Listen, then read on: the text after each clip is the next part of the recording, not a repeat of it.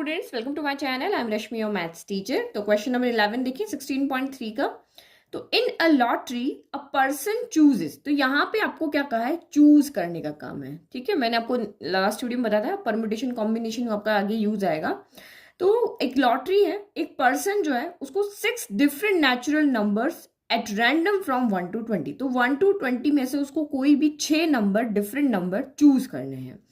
And if these 6 number match with the 6 number already fixed by the lottery committee, he wins the prize. What is the probability of winning the prize of the game? तो अब यहाँ पे क्या कर रहा है कि 1 to 20 में से कोई भी 6 नंबर लेकर के और वहां पे क्या बनाया, लॉटरी के टिकट बनाए हुए। जैसे मैं यहाँ पे ले लेती हूँ, जैसे सिंपल ले लिया मैंने, एक 1 ले लिया, एक 2 ले लिया, एक 5 ले लिया, एक 7 ले लिया, एक 8 ले लिया और एक मैंने यहाँ पे 10 ले लिया।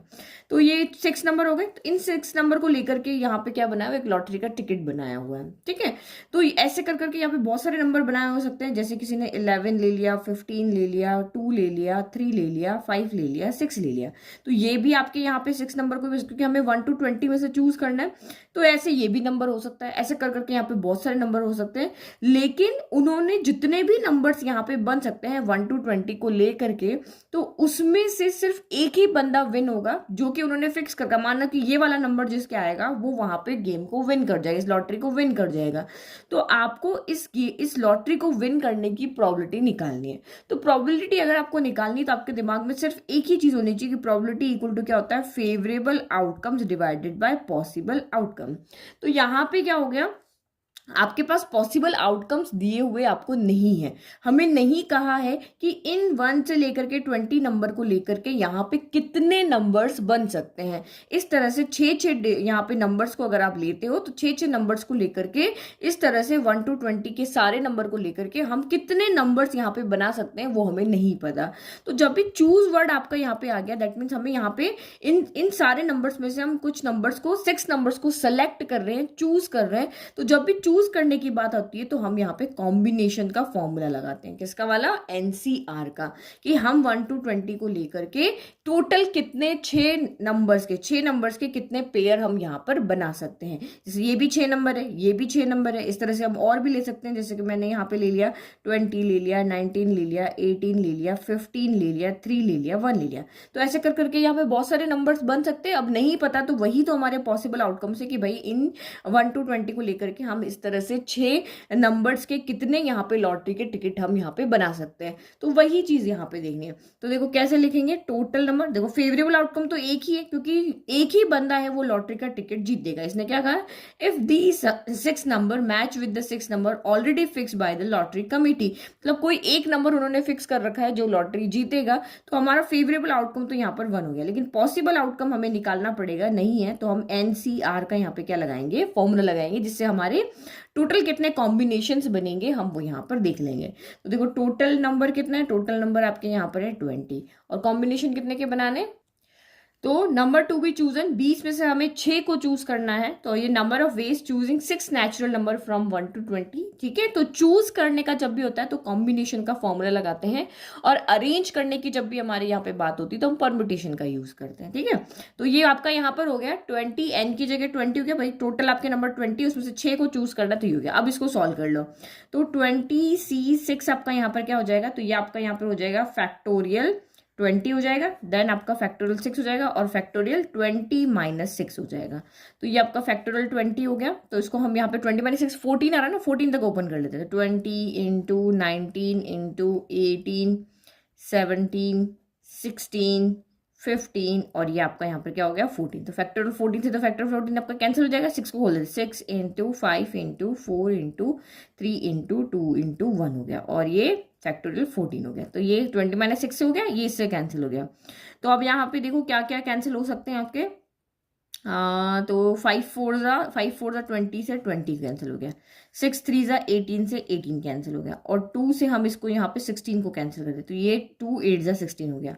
तो यानी हमारा यहाँ पे बचा कौन, तो 19 बचा, फिर आपका यहाँ पे 17 बचा, फिर 8 बचा और 15 बचा। तो जब आप इसको पूरा सॉल्व करोगे ना तो ये आएगा 38,760 आएगा। मल्टीप्लाई तो आप कर लोगे, मतलब इन 20 नंबर से अगर आप 6 नंबर को लेकर के और इस तरह से कॉम्बिनेशन बनाते हो तो हमें 38,760 लॉटरी के टिकट बनेंगे, अलग अलग नंबर के, कोई भी नंबर पे यानी कि सेम पैटर्न आपका वापस नहीं आएगा। इस तरह से अलग अलग कॉम्बिनेशन के बना करके आप इतने लॉटरी के टिकट बना सकते हो 1 to 20 नंबर को लेकर के।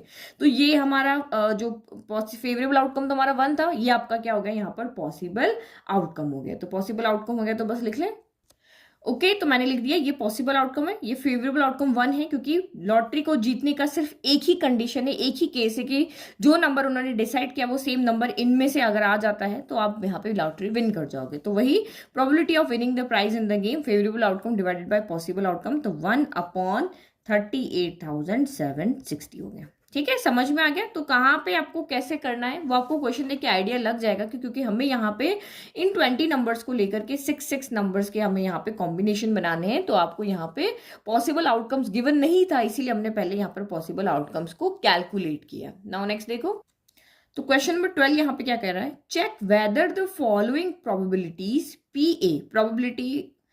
ए and P B are consistently defined. तो आपको यहाँ पे क्या कहा है कि ये ए के आने की प्रोबेबिलिटी, ये बी के आने की प्रोबेबिलिटी, ये ए यूनियन बी के आने की प्रोबेबिलिटी, तो आपको बताना है इसमें से कौन सा है जो वो कंसिस्टेंटली डिफाइंड। तो कंसिस्टेंटली डिफाइंड का मतलब क्या हुआ कि देखो आप यहाँ पे, मैं आपको कोई भी 2 ग्रुप लेकर के या 2 सेट लेके समझाती हूँ। जैसे ए मैंने यहाँ पे लिया 1 ले लिया, 2 ले लिया, 3 लिया, सिंपल ले लेते हैं। बी यहाँ पे मैंने क्या ले लिया 3 ले लिया, 4 ले लिया और 5 ले लिया। ठीक है, तो प्रोबेबिलिटी ऑफ ए कितनी है 0.5, प्रोबेबिलिटी ऑफ बी यहाँ पे आपका ये हो गया, और probability of A intersection B. तो ए इंटरसेक्शन बी हम यहाँ पे प्रोबेबिलिटी लिखते हैं, ए इंटरसेक्शन बी के अंदर कितने एलिमेंट होंगे वो देखते हैं। सिंपल समझोगे तो आप प्रोबेबिलिटी समझ जाओगे। तो इंटरसेक्शन बी का मतलब क्या होगा, दोनों में कॉमन क्या है, तो 3 कॉमन है, तो इसमें सिर्फ एक ही एलिमेंट आएगा। ठीक है, और अगर हम ए यूनियन बी की बात करते हैं तो इसमें सारे एलिमेंट आएंगे, 1 आएगा, 2 आएगा, 3 2 टाइम है, लेकिन एक बार हम लिखेंगे 4 आएगा, 5 आएगा। तो समझने वाली बात यहाँ पे क्या है कि जितने एलिमेंट ए में है, जितने एलिमेंट बी में, चाहे मैं इसमें ज्यादा भी बढ़ा दूं, ए इंटरसेक्शन बी में ए से भी एलिमेंट कम होंगे और बी से भी एलिमेंट क्या होंगे, कम होंगे। अगर सेम हो जाते हैं तो इक्वल हो जाएंगे, अदरवाइज हमेशा ऑलमोस्ट ज्यादातर कंडीशन में इसमें एलिमेंट क्या होगा, कम होगा। और ए यूनियन बी जो होगा वो हमेशा ए से या बी से बड़ा होगा, इक्वल हो सकता है, या फिर आपको हमेशा ए यूनियन बी इन दोनों सेट से क्या होगा, बड़ा होगा। तो सेम यहाँ पे भी आपको यही चेक करना है कि अगर ए इंटरसेक्शन बी आपको यहाँ पे दिया हुआ है तो उसकी प्रोबेबिलिटी ए से और बी से दोनों से कम होनी चाहिए, क्योंकि इंटरसेक्शन में तो क्या आता है, कॉमन एलिमेंट आता है। ये यहाँ पे कॉमन एलिमेंट आ रहा है, जैसे 3 यहाँ है तो इसमें एक ही तो एलिमेंट आया है, तो या तो इक्वल हो सकता है या फिर आपका यहाँ पर क्या हो सकता है, अगर इधर भी 1 2 3 इधर भी 1 2 3 तो ए इंटरसेक्शन बी में भी 1 2 3 आ जाएगा, तो इक्वल हो सकता है। लेकिन ए इंटरसेक्शन बी कभी भी इससे और इससे बड़ा नहीं हो सकता है। तो पहली चीज हम यहाँ पे देखते हैं, 2 चीज हमें चेक करनी होती है। तो अगर दोनों अगर ट्रू है, ये भी ट्रू है कि हाँ ये वाला भी आपका ट्रू है और ये भी आपका ट्रू है, दैट मीन्स कि आपका स्टेटमेंट कंसिस्टेंटली डिफाइंड है। लेकिन एक ट्रू एक फॉल्स है तो कंसिस्टेंटली डिफाइंड नहीं होगा। तो फर्स्ट चीज हम यहाँ पे देख लेते हैं कि क्या ए इंटरसेक्शन बी की प्रोबेबिलिटी दोनों से कम है या नहीं है। तो यहाँ 0.6 है, तो आप देख रहे हो इस प्रोबेबिलिटी ऑफ जो बी है उसकी प्रोबेबिलिटी से तो ये चलो छोटा है। ठीक है, बी से तो छोटा है, यहाँ पे अगर इसको कंपेयर करें तो ये छोटा है, लेकिन अगर इन दोनों को अगर हम कंपेयर करते हैं तो ये आपका यहाँ पर क्या हो रहा है, बड़ा हो रहा है। यानी कि ए की जो प्रोबेबिलिटी है और ए इंटरसेक्शन बी की जो प्रोबेबिलिटी, उसमें ए इंटरसेक्शन बी की प्रोबेबिलिटी बड़ी आ रही है, जबकि ये पॉसिबल नहीं है। क्यों नहीं पॉसिबल है ना, आप यहाँ पे देखो, मैं आपको वेन डायग्राम से समझाती हूँ। ये क्वेश्चन आप अच्छे से समझना, ये एग्जाम में आ जाता है। जैसे ये ए हो गया, ये बी हो गया, तो ये आपका यहाँ पे बीच वाला पोर्शन क्या रहा, ए इंटरसेक्शन बी होता है। तो ए इंटरसेक्शन बी ये छोटा सा तो पार्ट है, ये इतना सा तो पार्ट है, तो इस पूरे से तो ये छोटा है, ये ए है और ये बी है, तो इस पूरे ए से तो ये छोटा है और इस पूरे बी से ये भी छोटा है, तो यहाँ पे ये कैसे कह सकते हैं कि ए जो इंटरसेक्शन वाला पार्ट है वो ए से भी बड़ा आ रहा है, इस ए से, इस पूरे सर्कल से भी बड़ा आ रहा है, नहीं होना पॉसिबल। तो इसका मतलब हमें जब एक फॉल्स मिल गया तो हमें दूसरा चेक करने की यहाँ पे जरूरत नहीं है, अदरवाइज हम इंटरसेक्शन यूनियन दोनों चेक करते हैं। तो आप यहाँ पे फर्स्ट पार्ट में क्या लिख दोगे, समझ में तो आ गया आपको कि यहाँ पे जो इंटरसेक्शन वाला पार्ट है वो एक छोटा सेक्शन होता है, वो इससे और इससे दोनों से कम होना चाहिए, लेकिन इस कंडीशन में इससे तो छोटा है लेकिन इससे बड़ा आ रहा है, दैट मीन्स ये आपकी कंसिस्टेंटली डिफाइंड नहीं है। ठीक है, तो मैंने पूरा आंसर लिख दिया कि P A and P B are consistently defined होंगे जब प्रोबेबिलिटी ऑफ ए ग्रेटर होनी चाहिए इंटरसेक्शन से, प्रोबेबिलिटी ऑफ बी भी ग्रेटर होनी चाहिए इंटरसेक्शन से। लेकिन हम जब यहाँ पे क्वेश्चन में देख रहे हैं तो ये तो इससे बड़ा है लेकिन ये बड़ा नहीं है, ये वाला बड़ा नहीं है, 0.5 बड़ा थोड़ी ना 0.6 है, तो सिर्फ एक बात के फॉल्स होने से सब कुछ यहाँ पे गड़बड़ हो जाती। तो वो सिर्फ आपका ये वाला यहाँ पे क्या हो रहा है कि यहाँ पे ये बड़ा है इससे, तो इसीलिए P and P B are not consistently defined होंगे। ठीक है, अगर कोई बात ट्रू बतानी है तो सभी जगह वो ट्रू होनी चाहिए, चाहे 5 आपको क्वेश्चन पूछे 5 के 5 ट्रू होने चाहिए, लेकिन अगर 5 में से एक भी बंदा झूठ बोल रहा है या एक भी स्टेटमेंट आपका फॉल्स है तो वो सारे स्टेटमेंट आपके क्या हो जाएंगे, फॉल्स हो जाएंगे। नाउ नेक्स्ट देखो सेकंड वाला पार्ट में कैसे चेक करेंगे, तो प्रोबेबिलिटी ऑफ ए कितनी 0.5, प्रोबेबिलिटी ऑफ बी कितनी है 0.4 है, और probability of A union B कितना है 0.8 है। तो अब आपको यहाँ पे क्या देखना है, फर्स्ट थिंग तो आपको यही चेक करना है कि ए यूनियन बी जो है वो इससे भी बड़ा होना चाहिए, इससे भी बड़ा होना चाहिए। तो है यहाँ पे भाई ए यूनियन बी कौन हो जाता है, ए यूनियन बी में तो ये सारा आ जाएगा ना। ए यूनियन बी का वेन डायग्राम देखो, ये देखो इस तरह से ए यूनियन बी, जो ऊपर मैंने आपको यहाँ पे सेट लेके बताया था ना उसी का ए यूनियन बी क्या है। तो ए यूनियन बी ये पूरा येलो वाला पोर्शन होगा, ए इंटरसेक्शन बी होगा। ए यूनियन बी मतलब ए एंड बी को मिला करके लिखा ना, ये देखो 1 2 3 4 5 लिखा, तो यहाँ पे भी देखो 1 2 3 4 5 है, तो ये मैंने येलो बता दिया, जो भी येलो पार्ट है वो आपका ए यूनियन बी है। तो ए यूनियन बी ऑब्वियस ए से भी बड़ा होगा, इससे भी बड़ा होगा और इस बी से भी क्या होगा, बड़ा होगा। तो पहली चीज हम यहाँ पे यही चेक करेंगे। तो यस ये यहाँ पे बड़ा है, तो हम यहाँ पे फर्स्ट स्टेटमेंट हमारा ट्रू हो गया। ठीक है, तो ये हमें ट्रू मिल गया, तो अब हमें दूसरा भी चेक करना पड़ेगा। हमने लिख दिया कि A probability of A union B इससे भी बड़ा है, ये इससे भी बड़ा है, ये इससे भी बड़ा है, फर्स्ट स्टेटमेंट हमारा ट्रू हो गया। तो अब हमें दूसरा भी देखना पड़ेगा, वही कौन सा वाला कि इन दोनों का जो इंटरसेक्शन है, हमें यहाँ पे इंटरसेक्शन से जो एलिमेंट मिलेगा वो इससे भी छोटा होना चाहिए, इससे भी छोटा होना चाहिए। देखो हमने यहाँ पे आगे क्यों नहीं बढ़े, क्योंकि ये हमारा यहाँ पे क्या हो रहा था, फॉल्स हो गया था। ये यहाँ पे ये वाली चीज जो हमारी थी वो प्रूव नहीं हो रही थी, तो ये हमारा स्टेटमेंट यहाँ पे फॉल्स आ रहा था कि ये बड़ा होना चाहिए, ये बड़ा होना चाहिए, बट ऐसा नहीं हो रहा था, ये उल्टा हो रहा था। तो पहली चीज हमारे यहाँ फॉल्स हो गई, तो हमने आगे इसको चेक नहीं किया, बट यहाँ पे हमारी पहली चीज ट्रू हो रही, तो हमें दूसरी चीज को भी यहाँ पे चेक करना पड़ेगा। तो आपको पहले यहाँ पे probability of A intersection B यहाँ पे कैलकुलेट करके लाना पड़ेगा, और फिर देखना पड़ेगा कि वो आपकी इन दोनों से क्या होनी चाहिए, कम होनी चाहिए, तब भी आपके ये जो आपको प्रोबेबिलिटियां दी है वो डिफाइंड होगी, कंसिस्टेंटली डिफाइंड होगी। तो कैसे लेकर आएंगे, तो हमारे पास एक फॉर्मूला होता है, probability of A union B plus probability of A intersection B equal to probability of A plus probability of B. ये मैंने आपको इंट्रोडक्शन वीडियो में पढ़ाया था ना कि अगर आपको इन तीनों इस फॉर्मूले में कोई भी 3 वैल्यू गिवन है तो हम चौथी यहाँ पे निकाल सकते हैं। तो ये आपका यहाँ पर हो गया, तो ए यूनियन बी का कितना आ रहा है 0.8 आ रहा है। फिर आपका probability of A intersection B को हम एज इट इज रख लेते हैं, इक्वल टू ये ए का कितना है 0.4 और बी का कितना है 0.5 और 0.4 है। तो probability of A intersection B कितना हो जाएगा, ये 5 + 4 9 हो गया, तो 0.9 हो गया, ये इधर आके माइनस का 0.8 हो जाएगा। तो probability of A intersection B आपका 9 में से 8 गया तो कितना बचा 0.1 बचा। तो आप यहाँ पे क्या देख रहे हो कि ये जो इंटरसेक्शन है वो इससे भी छोटा है और इससे भी छोटा है, मतलब यूनियन जो है वो दोनों से बड़ा है और इंटरसेक्शन दोनों से छोटा है। इसका मतलब आपका यहाँ पे क्या है, ये स्टेटमेंट भी आपका यहाँ पर क्या हो गया, ट्रू हो गया। फिर से हम यहाँ पे वही लिख लें कि ये वाली चीज लिख लें और ये भी ट्रू कर दें, दोनों ट्रू है, दैट मीन्स ये आपके कंसिस्टेंटली डिफाइंड है। ठीक है, तो मैंने यहाँ पे लिख दिया कि ए इंटरसेक्शन भी इससे भी छोटा है, इससे भी छोटा है, दैट मीन्स स्टेटमेंट आपका यहाँ भी ट्रू है, यहाँ भी ट्रू है। Since both the conditions are satisfied and P A and P B are consistently defined हो गया। ठीक है, समझ में आ गया। ये यहाँ पे आपका क्या हो रहा था, ये फॉल्स हो रहा था, यहाँ पे ये बड़ा है ना, तो हमें जो चाहिए वो नहीं हो रहा था, ये फॉल्स हो रहा था, इसलिए ये नॉट डिफाइंड, ये आपका नॉट डिफाइंड आ रहा था। नाउ नेक्स्ट क्वेश्चन नंबर 13 देखो, fill in the blanks in the following. आपको यहाँ पे क्या करना है, ये फिल इन द ब्लैंक्स दिए हो ना, इनको फिल करना है। यहाँ पे क्या आएगा, यहाँ पे क्या आएगा, 3 पार्ट है इसके। ओके, तो पी ए गिवन है, पी बी गिवन है, मतलब प्रोबेबिलिटी ऑफ ए गिवन है, प्रोबेबिलिटी ऑफ बी गिवन है, probability of A intersection B है, probability of A union B है। तो मैंने आपको अभी जस्ट फॉर्मूला बताया था कि अगर इन चारों में से कोई एक आपको फाइंड करना है और 3 दिए हुए तो हम एक फॉर्मूले से इजीली निकाल सकते हैं। Probability of A union B plus probability of A intersection B equal to क्या होता है, probability of A plus probability of B होता है। मैंने फॉर्मूला आपको ये वाला इधर लिख करके भी बताया था और इस तरह से बताया, इस तरह से आपको इजीली याद रहेगा कि यूनियन इंटरसेक्शन इधर प्लस होते हैं और इधर ए बी को प्लस करना होता है।